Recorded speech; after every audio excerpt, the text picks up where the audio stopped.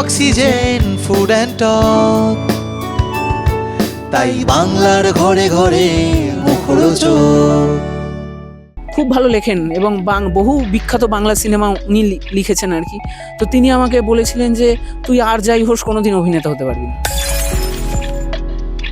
তুমি সেই অপমান, সেই কষ্টগুলো, সেগুলোকে মনে রেখে এগোবে নাকি সেগুলোকে ভুলে গিয়ে এগোবে? আমি ওগুলো কিছুই মনে রাখি। আমি যে প্রফেশনে কাজ করি সেখানে তার মতো করে পলিটিক্স আছে। পলিটিক্স না থাকলে তো মানে সেই জায়গাটার কাজেরই কোনো গুরুত্ব নেই বলে আমার মনে হয়। স্ট্রাগল মানুষ কখন করে, মানে যখন মানুষ খুব কষ্ট মনে করে সেটাকে। আমি তো অভিনয়টা ভালোবেসে করি, আমায় কেউ মাথার দিব্যি দিয়ে দেয়নি যে আমাকে যে অভিনেতা হতে হবে। একটা জিনিস আমি বিশ্বাস করি যে অভিনেতাদের ওইভাবে চরিত্র চুজ করা উচিত নয়। যতদিন আমি নিজে অভিনয় করে আনন্দ পাচ্ছি ততদিন করব। কালকে যদি আমি আর অভিনয় করে আনন্দ না পাই, আমি অভিনয় ছেড়ে দেবো। কলকাতা থেকে অনেকটা দূরে আজ আমাদের গন্তব্যস্থল হয়েছে নৈহাটি। কারণ আজকে আমরা এসে পৌঁছেছি আপনাদের সকলের খুব পছন্দের অভিনেতা এবং বলা যেতে পারে যে সকলের ঘরের মুখ হয়ে গেছে, সকলের ঘরের ছেলে যে হয়ে উঠেছে সেই অর্কপলের বাড়িতে। হ্যালো, আমরা কলিং বেল কিন্তু অলরেডি একবার বাজিয়ে দিয়েছি। আচ্ছা, এই সুন্দর ফুলটা ঘুরলো। হ্যালো,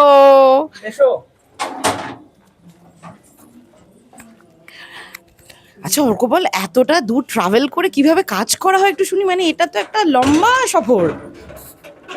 অভ্যেস, অনেক বছরের অভ্যেস। আমি কলকাতাতেই থিয়েটার করতাম মূলত, তো 10-12 বছর ধরে এইভাবেই জার্নি করছি, তো অভ্যেস হয়ে গেছে। আর এই জার্নিটা না থাকলেও হয়তো এই এত কিছু হতো না। আর অ্যাকচুয়ালি এই যাতায়াতটার মধ্যেও একটা ভালোবাসা আছে। এত মানুষের সঙ্গে ট্রেনে রোজ দেখা হয়, তাদের মানে অভিনেতাদের তো সবসময় দেখতে হয়, তো সেটা দেখি, মজাই লাগে। এটা না থাকলে এগুলোকে মিস করি আর কি। আচ্ছা, কোন স্টুডিওটা সব থেকে বেশি? আগে বলো তোমরা কেমন আছো?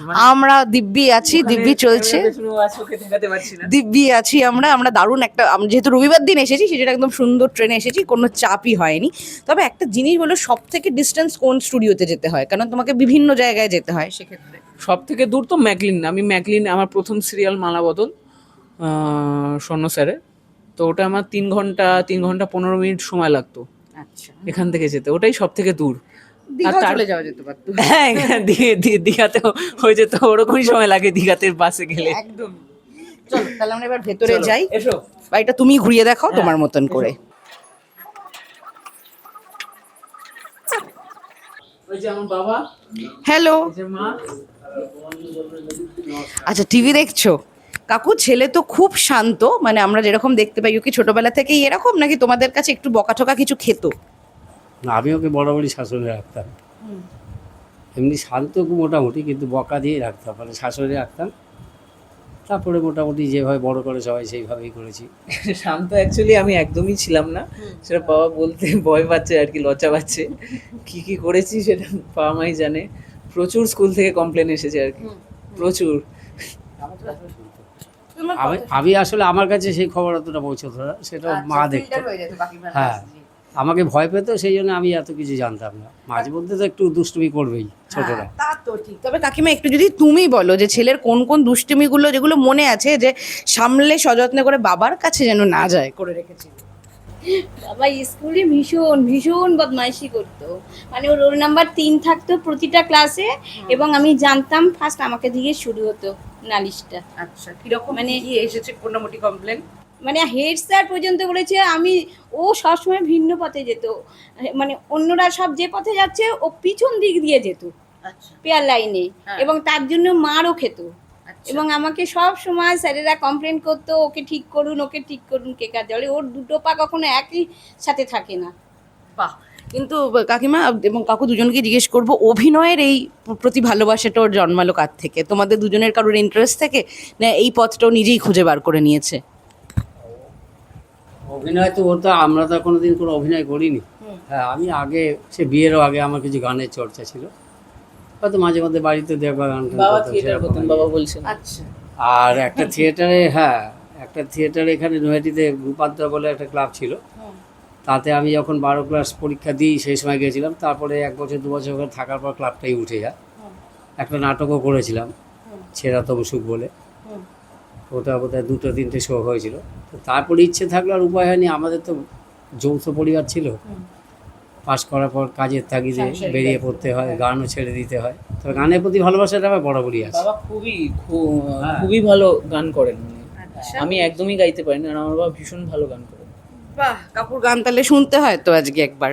সেই রকম গান আমি প্রায় 40 বছর হলো ছেড়ে দিয়েছি। মোটামুটি রবীন্দ্রসঙ্গীতই একটুখানি কিন্তু সুর তো পছন্দ থেকে করতাম। যায়। আর তা হয়। কাকু একখানা জিনিস বলো, এই যে ও শুনছিলাম যে 10-12 বছর দীর্ঘর একখানা যাত্রা এবং এখন তো আরও চলছে, সেক্ষেত্রে দাঁড়িয়ে প্রথম যখন ও ডিসিশনটা নিল যে আমি অভিনয় করব, আমি একটি থিয়েটার দলের সঙ্গে যুক্ত হব, এবং তুমি দেখতে পাচ্ছ যে ছেলের আপ ডাউন প্রত্যেক দিন, অনেকটা রাতে বাড়ি ফেরা, তোমাদের কাছে ওই সময় এটা কি টেনশনের ছিল, মানে কি কি ছিল, গর্বের ছিল, অপেক্ষার ছিল? টেনশনটা বরাবরই ওর মা বেশি করে, আমি কখনো করি না। আর আমি সবসময় বলি যে ও যেটা পছন্দ করে সেটা করুক, যে কোনো সময় আমি তাই চাই। যে যেটা ভালোবাসে, ভালোবাসা দিয়ে যদি করে আর কষ্ট যদি সহ্য করতে পারে, সে একদিন ঠিক জায়গায় পৌঁছে যাবে। এটা ভগবানের আশীর্বাদ, কাজ করবেই করবে। আর ওর মা তো মা যা করে তাই। ছেলেকে প্রায় ঘন্টা 2 বা ঘন্টা 3 পর পরই ফোন করতে থাকে, কোথায় আছে ছেলে, ফোন ধরছে না, মাঝে মধ্যে কী করছিস। ছেলে এক এক সময় বিরক্ত হয়, আর ছেলে যা খবর ওর মাকেই দেয়, আমাকে কিছু বলে না। রাত্রি হলে আমি আনতে যাই, আমার খুব বেশি টেনশন কখনোই হয় না। আমি সবসময় বরং ওকে ইয়ে করি, যে ইন্টারেস্ট দেখাই, যে হ্যাঁ তুই তোর এই ইয়েতে যা, চেষ্টা কর, যেখানে যাবি যাবি। কাকিমা তুমি যদি বলো, কাকু তো বললো কাকুর টেনশন হয় না, কিন্তু মায়ের মন টেনশন তো থাকবেই, এবং যেহেতু মানে অনেকটা রাতে ওকে বাড়ি ফিরতে হয়, এই সমস্ত কিছুর জন্য মানে তুমি কিভাবে মানে নিজে কতখানি শক্ত থেকেছো অপেক্ষার এই কথা? কি বলবো, মানে আমার ভীষণ টেনশন হয়, কারণ ও এমনি শান্ত হলে কি হবে, এমনি মাথা গরম খুব, আচ্ছা। ভীষণ মাথা গরম। আমার এটাই ভয় কোথাও না কারোর সাথে ঝামেলা লাগিয়ে দিল, এই ভয়ে আমি সবসময় থাকি। আমার এটাই ভয়, এই জন্য আমি সবসময় টেনশনে থাকি ওকে নিয়ে। প্রথম যেদিন সিরিয়ালে গেছিল সেদিন সঙ্গে আমি গেছিলাম। প্রথম যখন সিরিয়াল প্রথম যেদিন shooting এর গেছিল দিন বাবা আমার সঙ্গে গেছিল। সেটা আমি আর গেছিলাম। মায়ের আরেকটা যেটা ব্যাপার, বাবার ব্যাপারটা আগে বলি। আমি কিন্তু বাবার কথাতেই থিয়েটার জয়েন করেছি, মানে অভিনয় করতে গেলে যে থিয়েটার করতে হয় সেটা আমি জানতাম না। আচ্ছা। বাবাই আমাকে বলেছিল যে তুই তো অভিনেতা হতে চাইছিস, অভিনয় শিখতে চাইছিস, হঠাৎ করেই ইচ্ছাটা হয়েছিল, কেন হয়েছিল সেটা আমি পরে বলবো। তো তখন আমার বাবাই বলেছিল যে তাহলে আগে থিয়েটার করো গিয়ে। আমি বলেছিলাম অভিনয় করতে গেলে আবার কি, এই তো খুব সুন্দর, সমস্ত নায়িকাদের সঙ্গে নাচ করা যায়, ভালোই লাগে, প্রচুর ফ্যান ফলোয়িং হয়, এগুলো করলেই হয়ে যায়। তো বাবা বলেছিল না, আগে থিয়েটারটা শেখো গিয়ে। তো বাবার কথাতেই আমি থিয়েটার করতে গেছিলাম। আর মায়ের ক্ষেত্রে, মানে মায়ের ক্ষেত্রে হচ্ছে ছেলে খুব পড়াশোনা করে একটা ভালো ডাক্তার হবে বা একটা ভালো ইঞ্জিনিয়ার হবে, এরকম কিছু। যে মা যে খুব পছন্দ করে অভিনেতা হওয়া এই ব্যাপারটাকে, সেটাও কিন্তু নয়। মা একটু খুবই একাডেমিক আর কি, মানে পড়াশোনার প্রতি মায়ের একটা আলাদাই ভালোবাসা আছে। তো সেইগুলো নিয়ে মায়ের একটা চিন্তা ছিল যে ছেলে পড়াশোনা না করে এখন থিয়েটার করছে, মানে অভিনয় করার জন্য আমি প্রচুর পড়াশোনা করতে হয়েছে। তো ওই যা হয় অভিনেতা, মূলধারার যেটা আমরা ভেবে থাকি যে মায়ের তো মানে ওই মা এখনো চিন্তা করে, আর এখন তো অন্য রকমের চিন্তা, কাজের প্রেশার আছে, জানোই আমাদের কাজের কতটা কম বেশি হয় সব সময়, সরকারি চাকরিতে সেটা হয় না, এটা চিন্তা মায়ের এখনো আছে। কিন্তু যখন থিয়েটার করছি সেখান থেকে আদৌ কিছু আমি করতে পারবো কিনা সেটা নিয়ে মায়ের প্রচুর চিন্তা ছিল, বাবারও একটা ছিল, মায়ের অনেক বেশি। মানে মা তো মানে কান্নাকাটি করে একাকার কাণ্ড। তো যাই হোক, সেদিনের সেই সময়ের ওই যে দীর্ঘ কষ্টের যে যাত্রাটা, যে মানে স্ট্রাগলটাও করেছে, অপেক্ষাটা করেছে, সেটার হয়তো ফল আজকে তোমরা পাচ্ছ নানাভাবে। আচ্ছা, এবার আমরা তাহলে কোন দিকে যাব? গোটা বাড়িটাই দেখে নাও। হ্যাঁ। এই দিক দিয়ে এসো, আচ্ছা। এসো তোমরাও এসো। আমার এই বাড়ি থেকে একদম গোটা নৈহাটি স্টেশনটাও দেখা যায়, বাহ। ছাদে উঠলে আমি সেটাও দেখাবো। আচ্ছা। তো এটা আমাদের ঘর, এই ঘরেই আমি ঘুমাই। আমি বাবা মা আমরা সব একই ঘরেই ঘুমাই, এখন এত বড় হয়ে গেছে, এখন আমি বাবা মার সাথেই ঘুমাই। বাহ। তো এই আরো নিয়ে যাচ্ছি, এসো।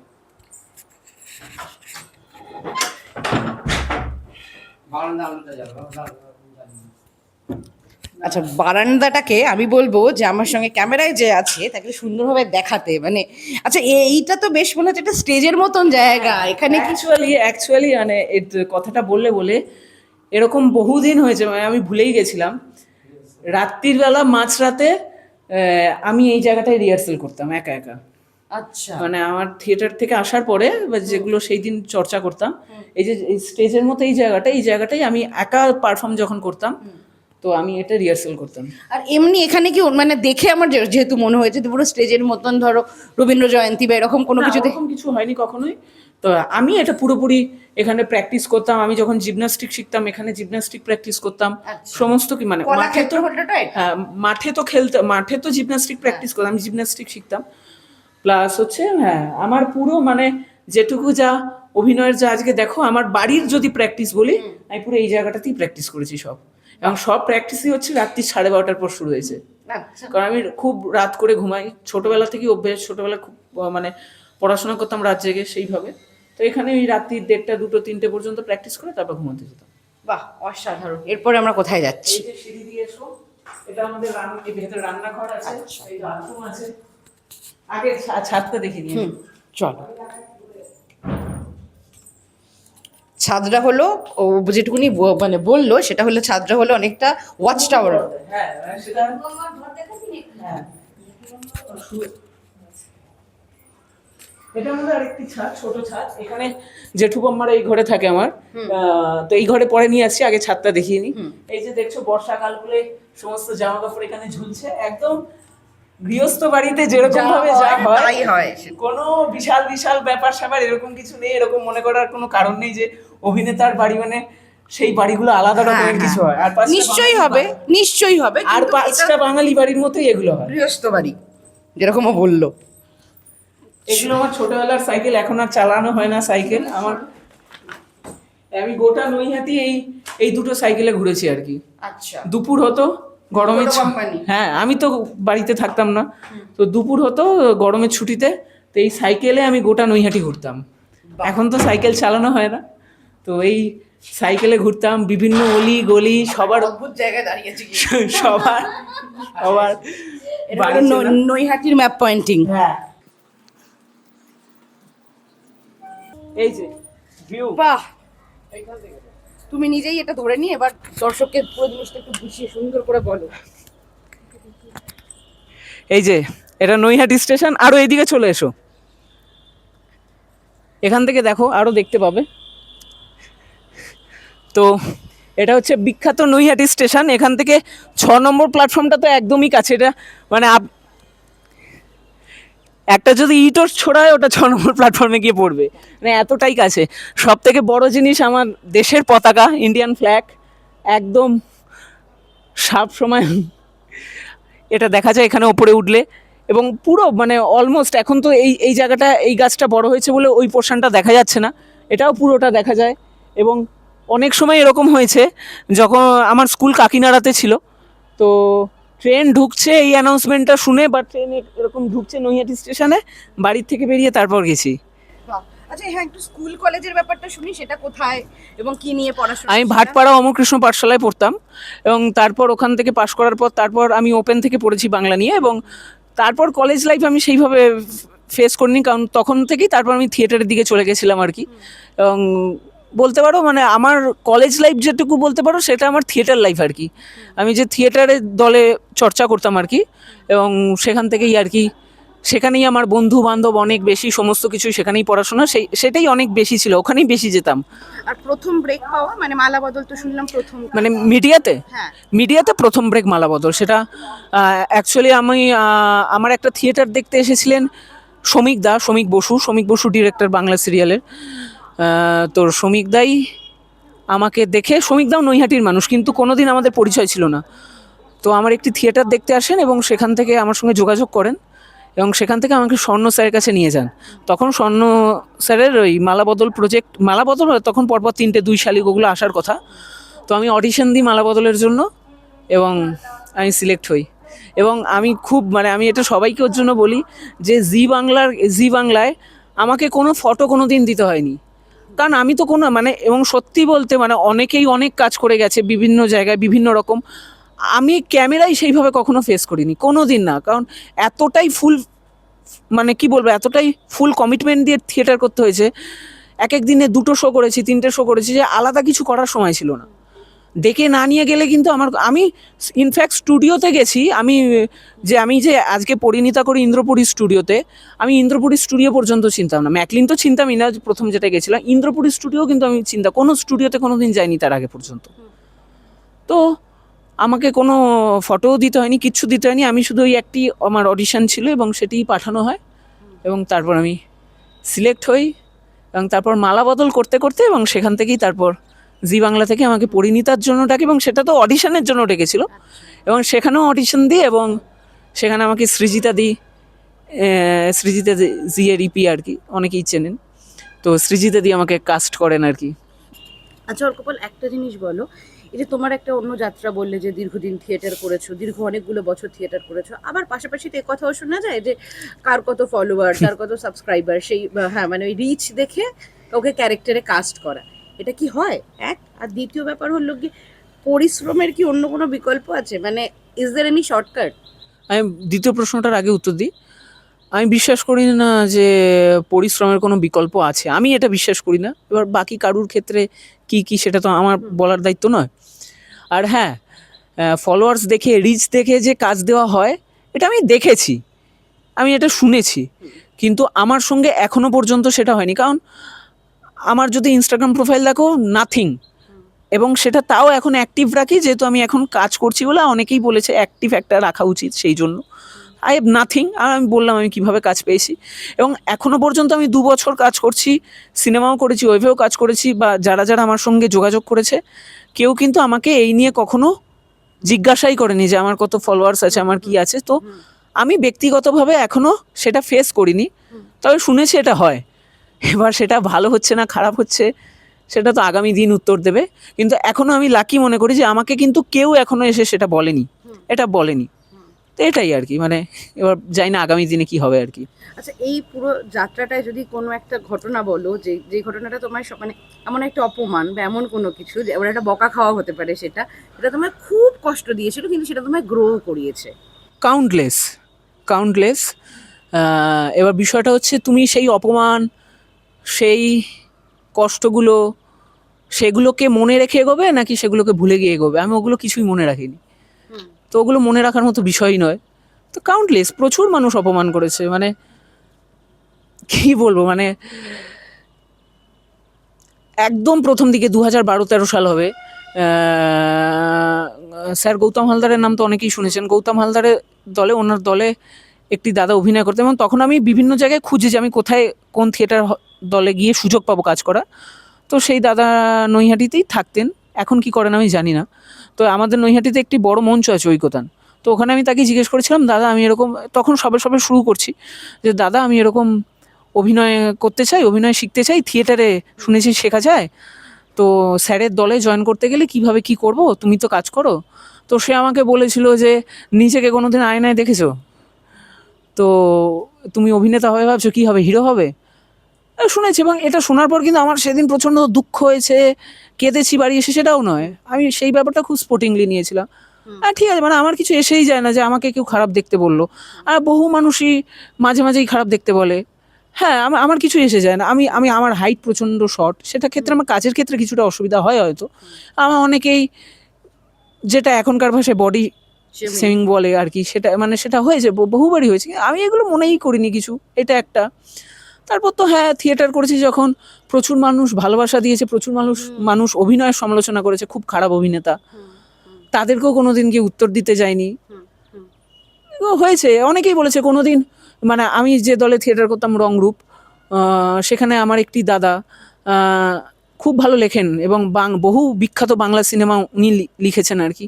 তো তিনি আমাকে বলেছিলেন যে তুই আর যাই হোস কোনোদিন অভিনেতা হতে পারবি না, মানে তোর সেই ট্যালেন্ট নেই অভিনয় করবার। সেটা ওই 14-15 এরকম সাল হবে। তো কী হয়েছে, কিছুই আসেনি। এবং আমি বলছি এগুলো এখন বলছি বলে, অ্যাকচুয়ালি এগুলো কিছুই ম্যাটার করেনি আমার কাছে, মানে আমি যেটা নিজে ঠিক করবো তো সেটাই, যতদিন আমি নিজে অভিনয় করে আনন্দ পাচ্ছি ততদিন করব। কালকে যদি আমি আর অভিনয় করে আনন্দ না পাই, আমি অভিনয় ছেড়ে দেবো। তবে এই যে বলা হয় না যে কাজের ক্ষেত্রে, সেটা যে কোনো কাজের ক্ষেত্রে, আমি শুধুমাত্র অভিনয় জগৎটা বলবো না, যে কোনো কাজের ক্ষেত্রে এই লবি, পলিটিক্স, এইগুলো তার মানে কোনোদিনই তোমায় এফেক্ট করেনি, বা তুমি এটার মধ্যে কখনো পড়ো? ভীষণভাবে এফেক্ট করেছে, ভীষণভাবে এফেক্ট করেছে, সব জায়গায় আছে। কাজ করতে গেলে তুমি যদি পলিটিক্স তো মানে মানুষের জীবনের অঙ্গ। তুমি একটা বড় কর্পোরেট হাউসে কাজ করতে যাবে, সেখানে পলিটিক্স আছে। সরকারি অফিসে কাজ করতে যাবে, সেখানে আরও বিশাল পলিটিক্স আছে। আমি যে প্রফেশনে কাজ করি সেখানে তার মতো করে পলিটিক্স আছে। পলিটিক্স না থাকলে তো মানে সেই জায়গাটার কাজেরই কোনো গুরুত্ব নেই বলে আমার মনে হয়। তোমাকে তোমার মতো করে ডিল করে করে এগিয়ে যেতে হবে, বুদ্ধি করে এগিয়ে যেতে হবে। প্রচুর ফেস করেছি, মানে কি বলবো, মানে এগুলো নিয়ে অ্যাকচুয়ালি এগুলো সবাইকে ফেস করতে হয়। আর এগুলো না অ্যাকচুয়ালি এগুলো স্ট্রাগল নয়, এগুলো স্ট্রাগল নয়, এগুলো কি আরো বেশি মানুষ তোমাকে তৈরি আরো বেশি মোটিভেট করে। এগুলো স্ট্রাগলই নয়, কারণ আমি আমি আজকে স্ট্রাগল মানুষ কখন করে, মানে যখন মানুষ খুব কষ্ট মনে করে সেটাকে। আমি তো অভিনয়টা ভালোবেসে করি, আমায় কেউ মাথা দিব্যি দিয়ে দেয়নি যে আমি আমাকে যে অভিনেতা হতে হবে। আমি মোটামুটি পড়াশোনায় ভালোই ছিলাম, তো আশা করছি পড়াশোনাটা করলে একটা চাকরিও করতাম ভালো করে। এবং আমি কেন, আমার বাড়ির সবাই, আমার বাড়িতে 6-7 জন ডাক্তার আছেন, প্রচুর ইঞ্জিনিয়ার বাড়িতে, পুরোই একাডেমিক একটি ফ্যামিলি। তো সেখান থেকে খুবই সেভ একটা জার্নি ছিল। তো আমি নিজের বাই চয়েস আমি এটা করছি। তো এখানে যদি আমাকে এই পলিটিক্স ফেস করতে হয়, এই লবিবাজি ফেস করতে হয়, সেটার জন্য আমি প্রচুর কান্নাকাটি করলাম, এই হচ্ছে সেই হচ্ছে, কার কাছে করবো? Don't be a complain child. আচ্ছা, বেশ। আচ্ছা, এটার পাশাপাশি জিজ্ঞেস করবো যে সামনে কি কি আসছে? আমি শুনলাম যে সামনে অনেকগুলো সিনেমার লাইন আপ আছে। না না না না, সিনেমার কোনো লাইন আপ নেই, কয়েকটা জায়গায় অডিশন দিচ্ছি। একটি নতুন সিরিয়ালে হয়তো পাঠ করব পরিণীতার পাশাপাশি। এমনি তো আমার জিতে আরেকটি সিরিয়ালও চলছিল, কমলা নিবাস। আরেকটি নতুন হয়তো আমি জিতেই শুরু করব, এর মধ্যেই শুরু করব, সেটা হয়তো দেখা যাবে আর কি, সেটাই। ছবির কাজ কিছু? ছবির কাজ, হ্যাঁ, মানে কাজ হয়ে গেছে, সেগুলো রিলিজ হবে। সেগুলো একটু শুনি। তো কেউ বলে বিপ্লবী, কেউ বলে ডাকাত। তো সেটা আগামী 14ই আগস্ট রিলিজ করছে। তো আশা করছি, মানে ওটা আমার একটা স্বপ্ন, মানে জিৎ স্যারকে সামনে থেকে দেখা। সাথী সিনেমা দেখে বড় হয়েছি, এবং সেখানে সেই মানুষটাকে যখন প্রথমবার সামনে থেকে দেখছি, বিশাল ব্যাপার। মানে ভেতরে যে কি কাজ করেছে আমি নিজেও বলতে পারবো না সেটা। সেই কেমন ছিল অভিজ্ঞতা? মানে আমি তো মানে প্রথম 2-3 মিনিট ওনার সামনে এসে কথাই বলতে পারিনি, মানে আমি ওনাকে শুধু দেখে গেছি। উনি বলছেন মাথায় হাত দিয়ে, এবং আরেকটা ঘটনা বলছি, এটা বলিনি, মাথায় হাত দিয়েছিলেন। এবং উনি তো খুবই শান্ত মানুষ, এবং দেখে খুবই আর কি রাগী মনে হয়, একদমই রাগী নন মনে হয়, কিন্তু রাগী নন। তো মানে আমার না ওই ছোটোবেলায় আমি প্রচণ্ড বড় ফ্যান ওনার, মানে আমি সত্যি, মানে ওনার সিনেমায় কাজ করেছি বলে বলছি না, মানে আমি ওনার খুবই ফ্যান আর কি, ছোটো থেকে। আমি মানে শাহরুখ খানের যতটা ফ্যান, ঠিক ততটাই আমি ওনারও ফ্যান আর কি। আমি সুশান্ত সিং রাজপুত আর শাহরুখ খানের খুবই বড় ফ্যান। সুশান্ত সিং রাজপুত এখন আর নেই, তো ওনারাই প্রচণ্ড বড় ফ্যান। ওনাকে আমি যখন সামনে থেকে দেখছি, এবং ওই রকম অত সুন্দর দেখতে, ওরকম একজন সুন্দর পুরুষ মানুষ, মানে নিজে একজন পুরুষ, তারপরেও ওরকম পুরুষের দিকে চোখ মেলে তাকানো যায়, এরকম একটা ব্যাপার আর কি। তো সেটা একটা অভিজ্ঞতা। এবং এখানে মজার কথা হচ্ছে, মজার কথা নয় তো, একটি অ্যাকশন সিকোয়েন্সে আমি ট্রেনের ওপর থেকে পুরো নিচে পড়ে গেছিলাম, ধুতিতে পা জড়িয়ে, এবং আমার প্রচুর একটা মানে ফ্র্যাকচার হয়ে যেত, হয়নি, কিন্তু প্রচুর কেটে গেছিলো। তো যাই হোক, সেখানে তো একটা ব্যবস্থা করা হয়েছিল আমাকে তখন, সেটা করেই তারপর শুটিং করেছিলাম। তার প্রায় 1 মাস পরে আমাদের একটা আউটডোর ছিল, মানে ঝাড়খণ্ডের ওদিকে। তারপরে দেখা হয়নি ওনার সঙ্গে, 1 মাস পরে দেখা হয়েছে। তো ওখানে আবার যখন গেছি, রিহার্সাল করছি, উনি ভ্যান থেকে নামলেন, নেমে এসে প্রথম আমার কাছে এলেন, এবং এসে জিজ্ঞেস করলেন তোর পা এখন কেমন আছে। 1 মাস পর, আর এই ঘটনাটা ঘটেছিল নভেম্বর মাসে, আমি আউটডোরে গেছি ডিসেম্বরের 4-5 তারিখ, আর এই ঘটনাটা বোধ হয় নভেম্বরের 7-8 তারিখে, প্রায় 1 মাস। প্রথম প্রশ্ন আমাকে দেখে আমার কাছেই এসেছিলেন, তোর পা এখন কেমন আছে। এই এই মাটিতে পা রাখাটাই মানুষগুলোকে আরো বড় করে দেয় আর কি। এই এরকম মানুষই বোধহয় এতটা বড় হতে পারে আর কি। বেশ দারুণ লাগলো। এবার আমরা কোথায় যাচ্ছি? এবার আমরা, পুরোটাই ছাদে হয়ে যাবে। হ্যাঁ, এবার আমরা আবার একটু আমাদের যে ঘরে হ্যাঁ, আমি ঘুমাই, স্বয়ং গল্প বই পড়ি, সমস্ত কিছু করি, সেই ঘরেই চলো আবার দেখা যাক। অর্কবল, শুরুর ব্যাপারটা তো শুনলাম, কিন্তু যদি মাঝের জার্নিটা একটুখানি বলো। মালা বদলের পরে পরিণীতা হওয়ার মাঝামাঝি ফেজটা, সেই সময়টা কি ছিল? মানে তখনও কি থিয়েটার চলছে? এখনো কি থিয়েটার করা হয়? এখন থিয়েটার আপাতত করছি না মানে একদমই সময় পাইনি, মানে লাস্ট 2 বছরে একদমই সময় পাইনি। ইচ্ছা খুব ভীষণভাবে আছে। একটি থিয়েটারের সঙ্গে আমি যুক্ত হয়েছিলাম এই বছরের শুরুতে। আমার এক দাদা, আমার রংরূপেরই এক দাদা, জয়ন্তদা ডিরেক্ট করছেন ওটা নভেম্বরে শো। ওটা আমি শুরুও করেছিলাম রিহার্সাল, কিন্তু ওখান থেকেও আমি আছি প্রোডাকশানটার সঙ্গে এখনও, কিন্তু ওটার থেকেও আমি একটু পিছিয়ে এসেছি, কারণ একদমই সময় দিতে পারছি না আর কি। তো হয়তো প্রথম শোটা আমি করবো না সেপ্টেম্বরে, তো সেটা একটা ফ্যাক্টর। আর হ্যাঁ, মানে শেষ 2 বছর একদমই থিয়েটার করার, কারণ সিরিয়াল করে যে শিডিউলটা থাকে না, আর সম্ভব হচ্ছে না। এবার আমার জন্য, এবং থিয়েটার তো ইটসেলফ একটা বিশাল বড় বিষয়, প্রজেক্ট, এবং আমি দেরি করে রিহার্সালে যাচ্ছি বা আমার জন্য একটা নাইট রিহার্সাল রাখতে হচ্ছে, সেটার জন্য বাকিরা অন্যান্য কাজ করে, তাদেরও অসুবিধে। তো আমি ওটা চাই না যে আমার জন্য গোটা টিমটার একটা অসুবিধা হোক, ওর জন্য আমি নিজেকে সরিয়ে রেখেছি কিছুদিন। তো একটু গ্যাপ পেলে অবশ্যই করবো। আর মালা বদল থেকে পরিণীতায় বিশেষ কোনো গ্যাপ ছিল না, মালা বদল করতে করতেই আমাকে পরিণীতা থেকে ডাকা হয়, পরিণীতা থেকে একদমই ডাকা হয় এবং তখনই হয়। তারপর পরিণীতা চলতে চলতে বিভিন্ন কাজের সুযোগ পাই। মাঝখানে 1.5-2 মাস একটু বসেছিলাম, কাজ পাচ্ছিলাম না কোনো, মানে সিরিয়ালে কাজ পাচ্ছিলাম না কিছু। তো আবার তো এদিক ওদিক থেকে 2-1টা কাজ এসেছে। স্টার জলসা থেকে ঘূর্ণিও করছিলাম কয়েকদিন। তো আমার জিতে নতুন একটি প্রজেক্ট শুরু হওয়ার কথা, দুলারি বলে, সবেই শুরু হয়েছে দুলারি, তো ওখানেও আমার জয়েন করার কথা। তো আশা করছি খুব তাড়াতাড়ি ওটা দেখা যাবে। আর আচ্ছা, আমরা যে চরিত্রগুলো নির্বাচন করছো কিভাবে, মানে কি, মানে সেটা একটা থাকে যে একটা তো একটা ফিনান্সিয়াল সিকিউরিটি আছে ধরো, তার পাশাপাশি থাকে না যে আমি এই চরিত্রটায় কি করতে পারছি, সেটাও একটা দেখার জায়গা। তো সেই কিভাবে করছো? খুব সত্যি কথা বলছি, এখনো পর্যন্ত মিডিয়াতে আমি চরিত্র নির্বাচন করবার কোনো সুযোগ এখনো পর্যন্ত আমি পাইনি। আমি থিয়েটারে বহু চরিত্র নির্বাচন করেই করেছি, প্রথম দিকে না পেলেও পরের দিকে আমি ফ্রিল্যান্স থিয়েটার করতাম বিভিন্ন দলে অর্থের বিনিময়ে। তো সেখানে আমি আমার নিজেই মনে হতো যে যে গল্পের সঙ্গে বা যে ক্যারেক্টারটা আমার খুব পছন্দ হচ্ছে, করতে ইচ্ছা করছে, তো আমি সেই ক্যারেক্টার করতাম। কিন্তু এখনো পর্যন্ত সিনেমাই হোক বা সিরিয়ালই হোক, এখনো পর্যন্ত আমি চুজ করেছি এরকম কিছু হয়নি, প্রত্যেকটা ক্যারেক্টার আমাকে চুজ করেছে, এটা একটা বিষয়। আর একটা জিনিস আমি বিশ্বাস করি যে অভিনেতাদের ওইভাবে চরিত্র চুজ করা উচিত নয়, কারণ চরিত্রই অভিনেতাকে খুঁজে নেয় না, তো সেটা উচিত নয়। কারণ হ্যাঁ, একই ধরনের একটু চরিত্র হয়ে গেলে একটু ডিফিকাল্ট হয়, কিন্তু সৌভাগ্যবশত আমি এমনই কিছু চরিত্র পেয়েছি, সেটা যদি পরিণীতা, তো আমি যে ধরনের একটা ক্যারেক্টার পোট্রে করি, বাকি অন্য ক্যারেক্টারগুলোর থেকে একটু হলেও আলাদা। সেটা মানে একটা কমিক্যাল এলিমেন্ট আছে, একটা বোকা বোকা এলিমেন্ট আছে ছেলেটার মধ্যে, আবার ছেলেটা স্মার্ট সাজার চেষ্টা করে। মালা বদলে কমেডি ছিল, প্রচণ্ড কঠিন চরিত্র ছিল, ওটা বারবার বলি। আমি আনন্দীর কথা বলছিলাম না, আমি জিতে আরেকটি শো করেছিলাম আনন্দী, ছোট্ট চরিত্র ছিল, কয়েকদিনের চরিত্র ছিল, কিন্তু খুবই গুরুত্বপূর্ণ একটি চরিত্র ছিল। আমার চরিত্রটি মরে যায়, ওটা তো আমি বলবো আমার টেলিভিশনে এখনো পর্যন্ত করা সব থেকে কঠিন চরিত্র, এবং এত মজা পেয়েছিলাম আমি চরিত্রটা করে। ভীষণ কঠিন চ্যালেঞ্জিং একটি চরিত্র ছিল, তো টেলিভিশনের ক্ষেত্রে ওটা। আর ওয়েব বা সিনেমাতে আমি তারকাটা গণশত্রু দুটোতেই আমার কাজ করে ভালো লেগেছে। সব থেকে বেশি ভালো লেগেছে আমার মানে শ্রমিক রয় চৌধুরী, অনেকে বে লাইনের যিনি ডিরেক্টর, ওনার সঙ্গে কাজ করে একটা আলাদা আরাম আছে। তো ওয়েবের ক্ষেত্রে তারকাটা আমি যে চরিত্রটা করেছি সেটা খুব ছোট চরিত্র, খুবই ছোট চরিত্র, কিন্তু ওই চরিত্রটিও করে আমি খুব মজা পেয়েছি। কারণ যারা দেখেছে মানে তারা জানে আর কি, মানে আমার সঙ্গে কোনোভাবেই যায় না। একটি ছেলে যে মেয়ে পাচার করছে, আমার সঙ্গে তো কখনোই সেটা যায় না, কিন্তু আমি সেটা আমার মতো করে প্রিপারেশন নিয়ে করেছিলাম যে কীভাবে কী করা যায়। স্যারকেও জিজ্ঞেস করেছিলাম যে আলাদা কী করতে হবে। স্যার বলেছিলেন এত ভাবিসই না, জাস্ট নিজের ভেতরের যে কলটা আসবে সেটা থেকে করতে আর কি। তো সেইভাবে করেছিলাম আর কি।